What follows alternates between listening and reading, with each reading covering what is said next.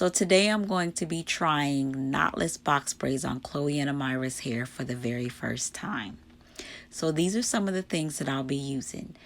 I'll be using the Spectra pre-stretched hair in the number 2. So this is some hair that I've already cut in half and feathered it on the other end to make sure that it was feathered on both ends. I have already sectioned off the hair into the size pieces that I would like for their knotless box braids to be, and I placed them on this wooden thread rack that I purchased from Walmart for $10. This is also some of the hair products that I'll be using on Chloe and Amira's hair while I'm doing their knotless box braids. So Chloe's hair has already been washed and conditioned and moisturized, but of course I'm going to add some more moisture. And I've already went ahead and done 3 braids so that it can give me a template of where I want the next row of braids to fall. Now when you're doing your box braids, you're going to want to make sure that they fall in between each other. Almost like if you would interlock your fingers together, that's how you want your braids to fall. So here I'm just parting off Chloe's hair into the side section that I want it to be.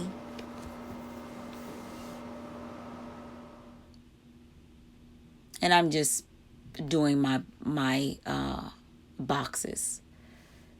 Now, an easy way to make sure that your braids are falling in between each other is if you part the hair directly on top of the braid and then make your next part directly on top of the next braid, you will get your boxes to where they fall in between each other.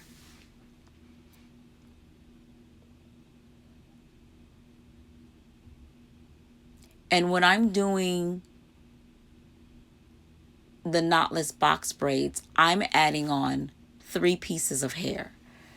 And here I'm just putting on some moisturizer on Chloe's hair, which is the TGIN hair butter cream. That cream tends to be a heavier cream, but I actually like it for protective styles like braids and twists.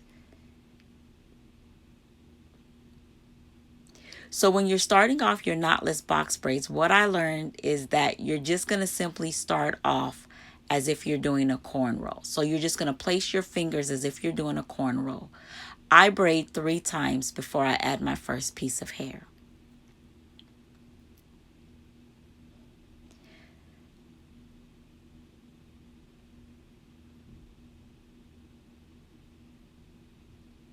Now when you add the hair, you're going to want to place it between your pointer and your thumb finger. You're going to want to take one piece of hair, move it out of the way, and I braid twice before I grab the next strand of hair. Place it between your pointer and your thumb finger. I braid twice again, and then I add in my next piece.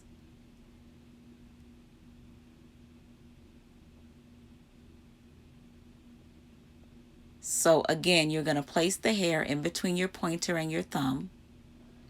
You're going to place one piece of hair out of the way while you braid down twice, the other piece twice. Grab the other piece of hair, braid down twice, and then you'll add in your next piece of hair. Now you'll continue doing this until you get the desired thickness that you like, but also remember that the further down you continue to add on hair, the longer the braids will be.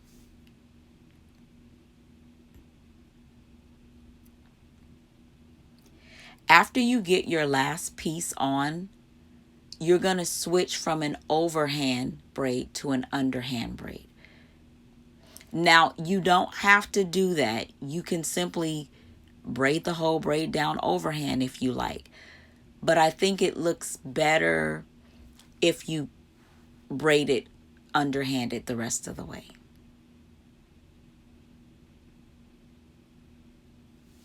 And here I'm just continuing braiding. And once I get to the end of where Chloe's hair is, I'm going to add some of the Aunt Jackie's flaxseed gel to the ends of her hair to give it a more seamless look.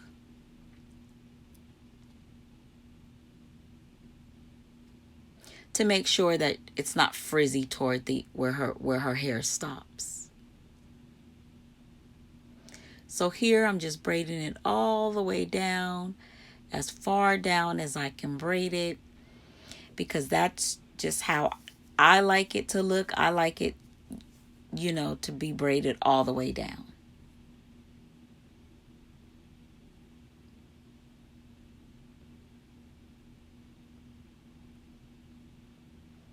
And there you have it. Looks really nice. I'm actually glad I tried these on Chloe and Amira. And on to the next one. So here I'm just going to show you guys again how I'm adding the hair on. So it's simply like the cornrow feed-in braids. The only difference is that you're not doing a cornrow, you're doing a single braid. So you're gonna, I braid 3 times before I add on my first piece of hair. Place it between your pointer and your thumb finger. You're gonna move one piece of hair out the way while you braid down twice before you grab that piece, braid down twice, and then you'll add in your next piece.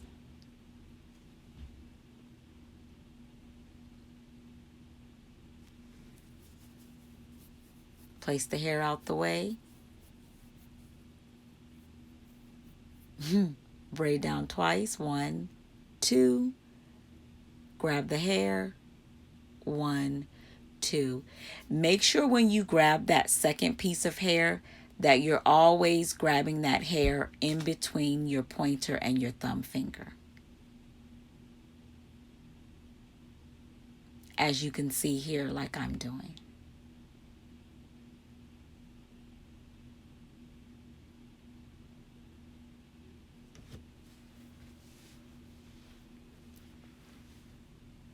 I was super excited to try these on the girls' hair. I had been wanting to do it for quite some time, and I said, well, they're going back to school, so let me just try it for a back to school hairstyle, because normally for back to school they have the twist in, but this time I wanted to change it up a bit and let them try something different, and I am very happy with the results.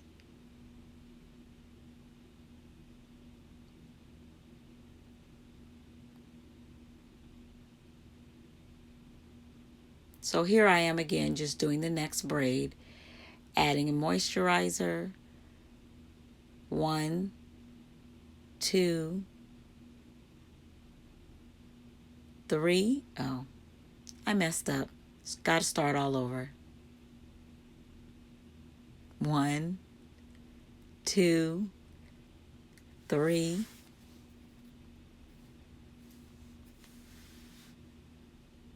Adding the first piece of hair.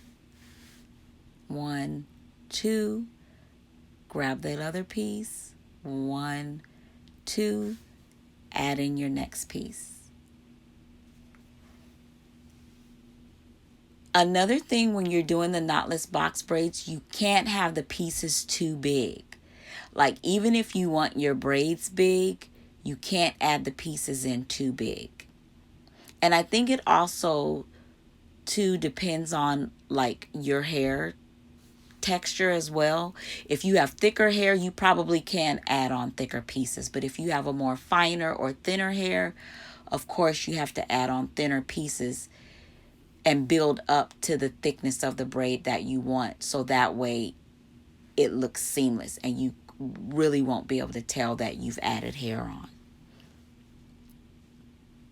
I also love the fact that when I was finished doing their hair, that I was able to move the braids around a bit, whereas with Naomi, Abigail, and Kalia, I wasn't able to do that because I just did the traditional box braids on their hair. And in all, it took me about 4 hours to do these on both girls.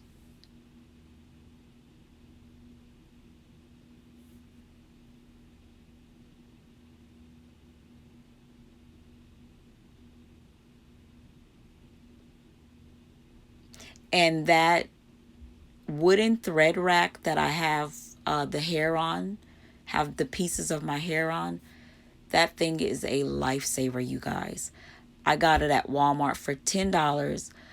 I also researched it on Amazon and it was like twice the amount. So Walmart, I liked spending $10 for it versus I think it was like 20. So here it is. I've completed 2 rows and this is what it's look like. This is what it's looking like so far and I'm super happy.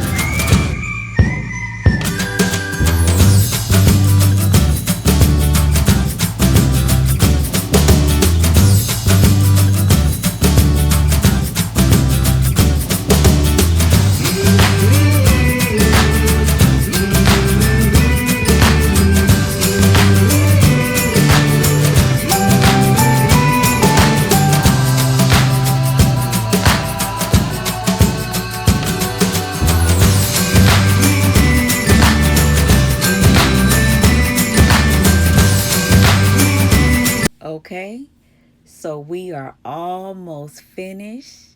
There is a light at the end of the tunnel. So here I am. I have completed about 95% of Chloe's hair and it is looking good. So I'm just showing you guys how I parted Chloe's hair, how the braids are falling in between each other. Y'all, I am loving these braids. One thing that I am questioning though, I want to see how long they last though. So I'll make sure that I do an update for you guys to let you guys know how long these braids lasted on the girls. Because you're not creating a knot, I'm not sure if they'll last as long as your traditional box braids, but they very well could, last longer. We will see. So here I am just doing my parts on the top of Chloe's head.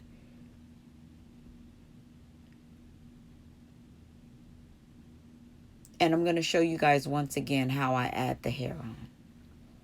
And really, another thing that I like about the knotless box braids is that once you get the flow of things, it's just easy. It just goes by real smooth. Like once you get your rhythm down, you don't necessarily have to do, braid 3 times before you add on a piece of hair and then braid down twice before you add on a piece of hair. That was just my rhythm. So, I mean, that you could very well use that rhythm as well, but everybody has their own little thing. So, however you choose to add in the hair, whatever rhythm works for you, that's what you do. Because I just knew, like, and even in my head as I was parting the hair, I would, I'm counting in my head like 1, 2, 3, add on a piece, 1, 2, add on a piece, 1, 2, add on a piece, 1, 2, add on a piece. So it was pretty cool. And I know Chloe was like, hurry up, Mom. No, my girls actually sit pretty good when they get their hair done. So here I am doing another braid.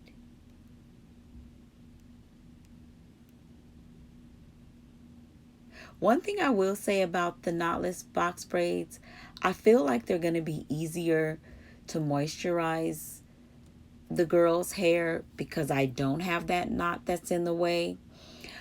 I also want to see if they get that lint knot where I've added on the hair. We'll see. Hopefully not.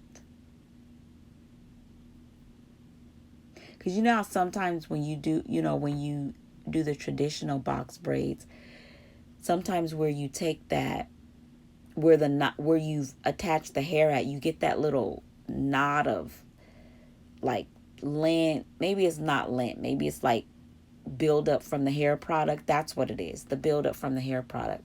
Hopefully that doesn't happen with the knotless box braids.